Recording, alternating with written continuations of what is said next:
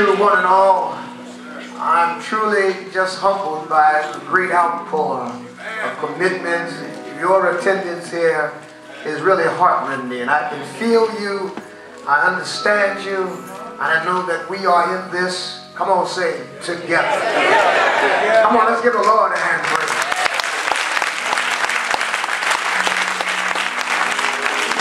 I'm so very glad, I'm humbled by the support of these fine clergymen.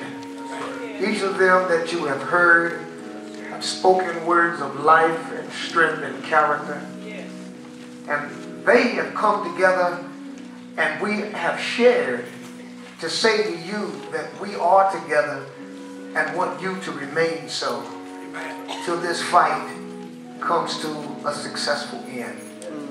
To the elected officials who have come and stood with us, we just cherish you for the commitment of Thomas Burrell and those hard industrious workers with BFA, the Black Farmers Agriculturalists Association Incorporated, who represent all of us in this. We want them to know that the flame of liberty and the flame of passion for righteousness will never go out. We're going to stay the course. Amen. I am glad that I have the opportunity to bring the culminating statement. And I will not be long. I will say, in relationship to a mailing list that is being passed around, if it does come your way, please just put your email information, etc. on it. We want to stay in touch with you because it's essential that communication will be realized in a positive way. I've got a short statement here that I'm going to make, and I'm going to make it from my heart, and hopefully you will receive it. On the social and political scene, Americans have been introduced to Tea Party and the Occupy Wall Street protesters. Each group is attempting to recapture and restore the American principles and what they interpret as the American way of life. Their passionate protests are pleas for justice and fulfillment of the American dream as they see it. However, I would be remiss if I didn't encourage the efforts of the black farmers. You who for decades have struggled for the ability to prosper in the fields of agriculture.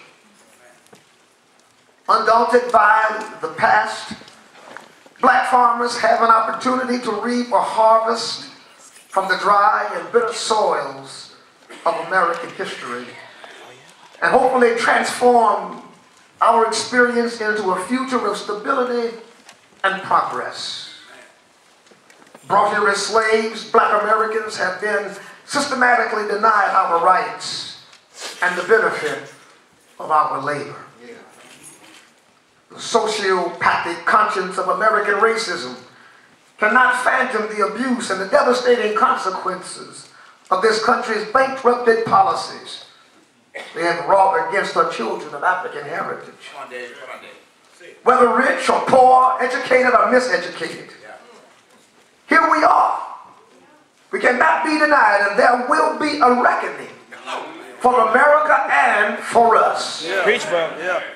Black farmers and their descendants demand our fair share.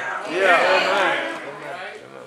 Timothy Pigford versus Dan Glickman, United States Department of Agriculture, and Civil Action number 97, 1978, brought the enigmatic struggle of black equality into a better focus.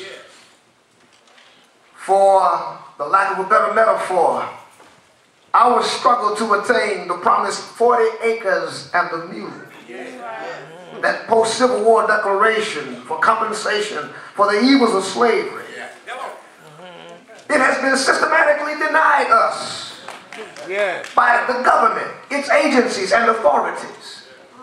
However, in 1999, the United States District Court and the District of Columbia issued a consent decree that settled the class action suit against the U.S. Department of Agriculture. That consent decree opened up possibilities, a settlement, a door open for the payment of black farmers for the past years of racial and economic discrimination. The $1 billion, yes, $1 billion payoff has, however, only been partially honored. In subsequent years, the consent decree has been diluted and persons not associated with our history have been included in the judgment, causing black farmers to be denied their fair share of the judgment. The consent decree issuer, Judge Paul Friedman, said that this consent decree was possibly one of the finest evidences of American justice. But I want to ask you, what happened? Yeah. What happened?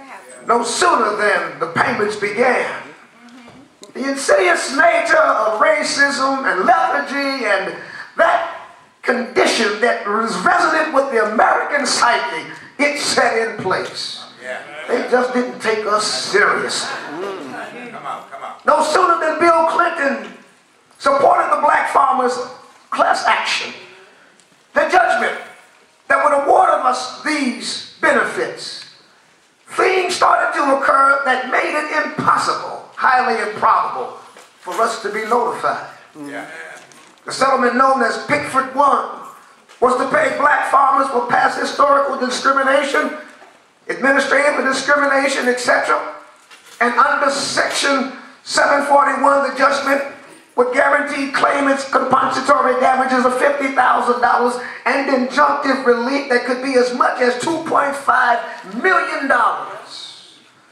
And I'm sure some of you could have used some of that money to buy some land, get some seed, purchase some equipment, settle some bills, and do the thing that the land required to have done to it.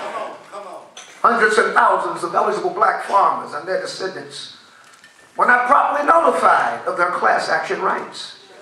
Even though $7 million and millions of dollars of legal support were allotted for notification and award, the application process was left undone, incomplete. Vast numbers of potential claimants were excluded because of this poorly administrated notification procedure. Now the statute of limitations is threatening to disqualify a whole lot of you. It's a shame. It's a shame. This situation being executed through now Pigford II, and we applaud Pigford II on the surface. But you got to look very closely at what Pigford II is trying to do. This arbitrary and capricious arrangement will devastate the hopes and dreams of countless individuals and many of you who are seated in this room today. Again, American injustice and cultural bias is inflicting pain and suffering on us citizens of African heritage. Pigford II nullifies and contravenes the original settlement as determined in Pigford I. These poorly notified black claimants, that's who we are. We are now sadly seeing the possible benefits being taken from us because to sign Pigford II without a thought may put you in the position of not having your rights, not having proper redress, not having the right to appeal. If they declare that you do not deserve the money, then you have no right if you just arbitrarily just sign on the dotted line that you understand and you agree. It's in the forms that they've been sending to you. Look on page number 13 or 15. And if you put your signature there and check it off, you write away your opportunity to disagree with those who really have nothing at stake in this. Your forebears didn't sharecrop that land, didn't struggle to pay for that land, didn't do all the things that they did simply to see you write away your rights and your award. Amen. Amen.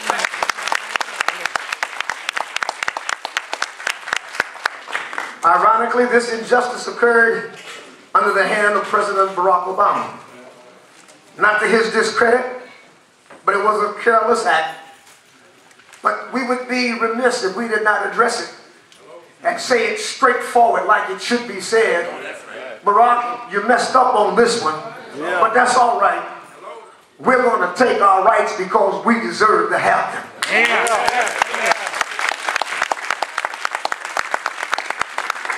We have come here today to demonstrate that our demand is justified. We have come here today to review our claims and to propel ourselves into positive action. Mr. Thomas Burrell, president of the Black Farmers and Agriculturalists Association, incorporated is waging a campaign to correct the continued injustice that we now see. We are here to let him and all of you know, all of you who are associated and all of you who should be associated. We ministers are here to let you know that you are not alone in this. That the power of the black church, the integrity of the black preacher, the colleagues who have borne the heat and who have stood and resisted all types of imposition and threats and nullification over the years, that we are still on the line. We have not sold anybody out. We are on the line with you.